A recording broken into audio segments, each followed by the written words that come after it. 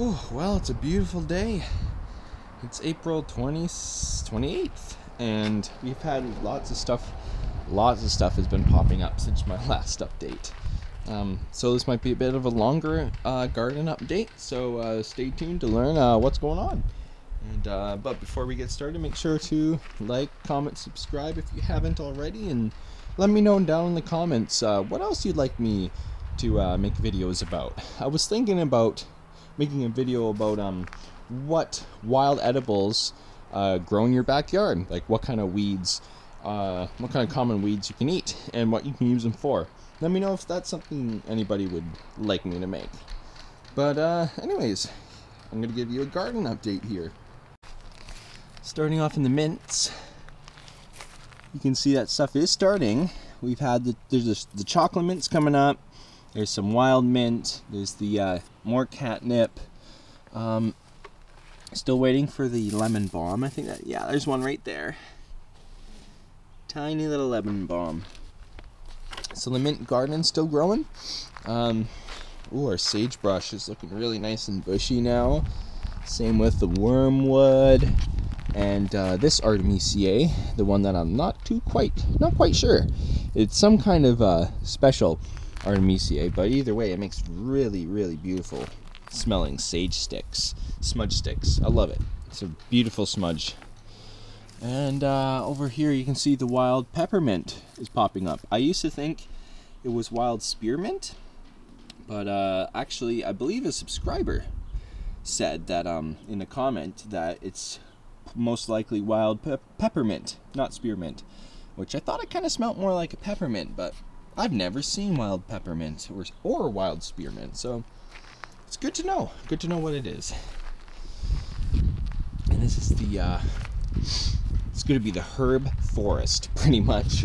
You can see all sorts of stuff is popping up. It can't be certain what is what yet, but there's lots of sprouts. And we got a beautiful chive. Beautiful chives here.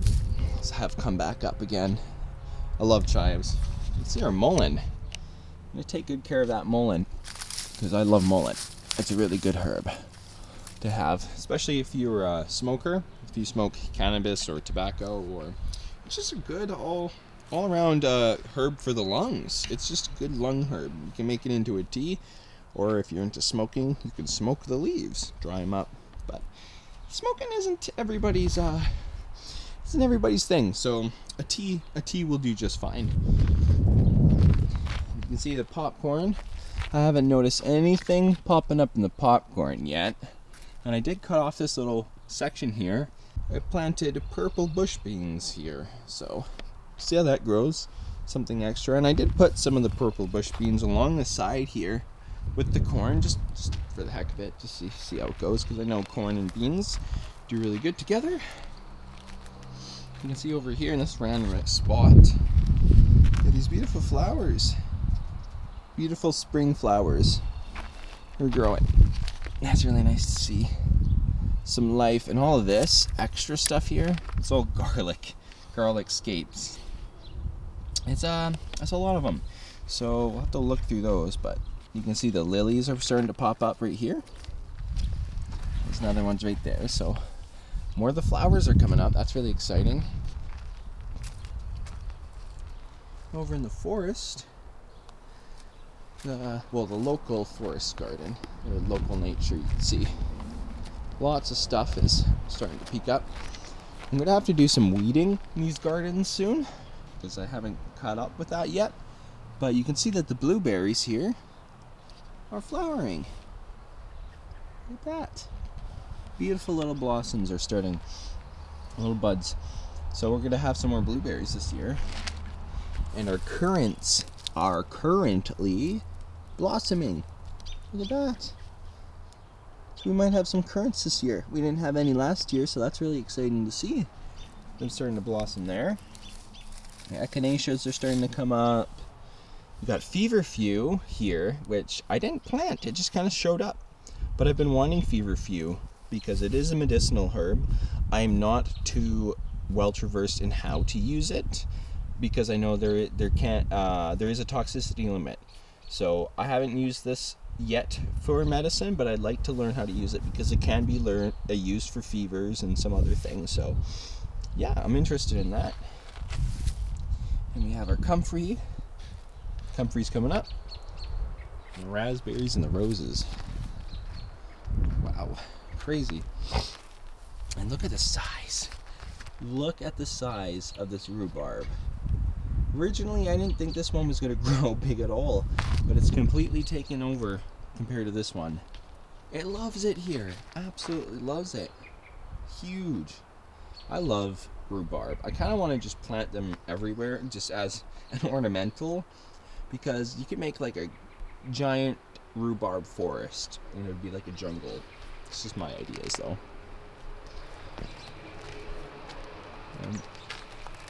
See the Wildflower Garden. Nothing's, well, lots is coming up, but not really any flowers. It looks like something's starting there though. Some kind of buds. That's kind of cool.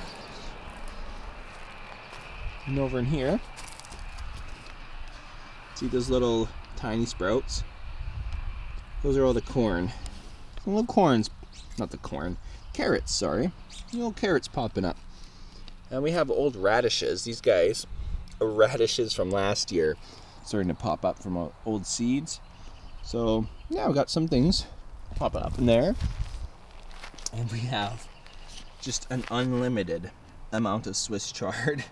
And a lot of this I'm going to pull out because this is the Three Sisters garden. And speaking of that, you can see the Anasazi corn. It's starting to come up. Little corn. You can see some there. That was 2 right there, I guess. I planted there. But see, corns. So I'm going to wean through a lot of this Swiss chard. And we got a little lettuce. Lettuce there. And pak choi from last year. Some seeds. So there's a few different things from last year that are in here. Mostly Swiss chard though. Like holy, that's a lot of Swiss chard. Too much. You can see the wild strawberries, how much they've completely kind of taken over this area. Look at this. Beautiful flowers. So in May we're gonna have strawberries to eat. That's exciting. I love little wild strawberries.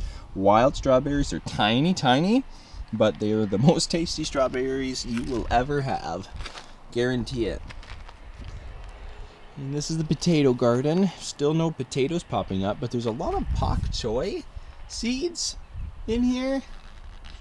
And all these little grass looking things are all the garlic skates. Way too many. They're like weeds at this point.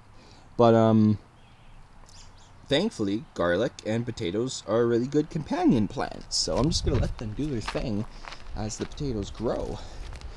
And see what we get out of that. Because then you can come over here and see these guys. These ones aren't the garlic. These ones are the Egyptian walking onions. They're starting to come up. Because you can see they're a little thicker. Like right here. There's some right there. And this guy right here, you can totally tell. Gnarly looking guy. So the walking onions are starting to come up. And yeah, so that's a thing. Lots of garlic, lots of potatoes, lots of walking onions. And too much chamomile. I'm really impressed with the sorrels. They're growing really big. So, and I'm not sure if sorrel is a biannual or a perennial. If anybody knows the answer to that, leave it in the comments below. I'd like to know. I've got salvia here, a type of salvia. I have it here for flowers to attract more pollinators. Some more weeds that I've brought in here because they're medicinal. I've got some other weeds growing in here in the pots. Some more wild edibles here. Shepherd's purse. A delicious wild brassica right there. I'll have to put that in a wild edible video. And this is all pineapple weed, I believe. So I really wanted pineapple weed because I don't have it in my yard, but it's another weed that you'll find on paths or in your backyard. And it's delicious. It is the best tea herb you could ever ask for. Hence the name pineapple weed. It tastes like pineapple chamomile tea. It's absolutely amazing. And it is in the chamomile family, so it helps relax you. And I really like that. It's the best wild edible tea you could ask for when you're out bushcrafting, that's for sure. No zucchinis yet. Rose mallow's doing good. Oh, that, my friend, that might be one of the artichokes. I planted two. The other one's over here. There's nothing popping up there yet. Nothing's popping up in here yet. Oh, I really hope we get artichokes. It's something I've been really wanting to grow. And I did plant my stevia here because, you know, they do better in the dirt. I don't like planting stevia in pots. I don't know what's going on with this lemongrass. I think it's dead. I don't think it's gonna grow back, which sucks. But maybe I'll get more lemongrasses here. You never know. Look at the catnip. Wow, look at that shoot. Oh my goodness. Gonna have a lot of catnip to harvest this year. The red onions have took really well, actually, because I transplanted them from the pot that we bought. And look at them. All of them are sitting up nicely. Except this guy actually looks, he's the saddest, I would say, but they're all looking really good, especially like this one. Really nice and strong. And you can see the garlics are popping up over here. And I did plant a row this way and a row this way. So those species haven't popped up yet, but there are two or three different varieties actually in there. So that's pretty cool. And I'm going to be getting tomato plants here and pepper plants here. So jalapeno peppers, maybe bell peppers, and two or three varieties of tomato. I don't know, but they're all going to be in here. I might have some right here. The asparagus is over here. You can see he's been shooting up these tiny little ones. But we might not, and these guys that are already gone up, but we still might not get anything substantial from these this year because it takes a few years for them to settle in and really start shooting big shoots.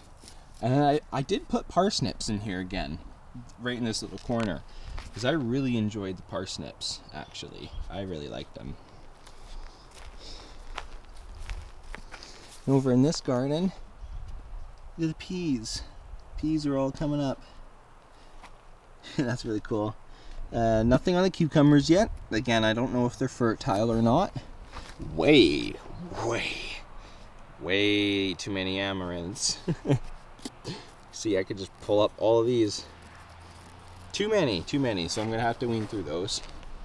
Oh, and I did get a new addition to the garden, some new seeds. Brand new species of plant. It's called sorghum, and it is in the corn family, so it looks like a tall grass, but it's a gluten-free grain that I can make flour out of, because I can't have gluten, as some of you may know, because I'm celiac. So this is going to be a good variety, and as you can see, they're starting to pop up there. So I'm excited to try that out. And I did sprinkle tons and tons of tobacco seeds throughout in here. I will be getting some more mature plants from my dad later on, but I'm not sure if anything's popping up yet because they always start really tiny, and there's some tiny shoots, which could very well be tobacco right there. Oh yeah, you know what? There could be some popping up now, so we'll see how that goes. I've never direct seeded tobacco into a garden before, so I thought I'd try it this year, just to see how they grow. Other than that, we have the random seed garden, which has, as usual, just complete random seeds popping up everywhere. And our stinging nettles are doing very well. Look at that. Oh, so good. And I'm going to have to cut them up soon, put them in a meal. I really like them. They're delicious. Oh, look at that. The licorice mints are popping up again. Oh, yeah, you can smell it. Oh, that's cool. And the last update I have is these gardens. Look at all the mustards. Maybe a little too many, but you know what? I think it'll be alright. I think we'll figure it out. Look at that. I think most of them are probably the pak choi. most definitely. So we're gonna have an over amount of pak choi, and we have like tons popping up in those gardens. So yeah, that's something. Obviously I'm gonna wean through them and we'll figure it out, because I would like to give some of these away to the I would like to be able to give some of these away to friends and family and neighbors and whatnot. I'd really like to be able to give some salad greens away, and what other vegetables I will be growing this year. And yeah, in this one you can see all those tiny guys are lettuce, and these ones are all the Swiss chard. Once again, more Swiss chard. Again, more salad greens I can share for more people, hopefully. Yeah, and that's been what's going on in the garden so far in April 28th. I also did grab a whole bunch of random giant sunflowers, other sunflowers, amaranth, sorghum, and some other seeds, and I tossed them all over the ground. I tossed them in here, out in the field. So we'll see how that goes, because it would be really cool to just have decorative flowers popping up everywhere. So we'll see how that goes. But yeah, thanks for watching again.